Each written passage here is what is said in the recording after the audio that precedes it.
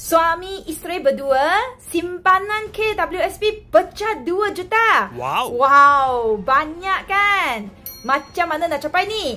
Kalau korang nak simpanan macam ni, komen 2 juta di chat box dan follow Easy. Like, save dan share video Easy untuk dapat rahsia tambah simpanan KWSP anda. Mentor Easy, suami isteri ni hanya mula deposit wang masuk KWSP selama 5 tahun saja.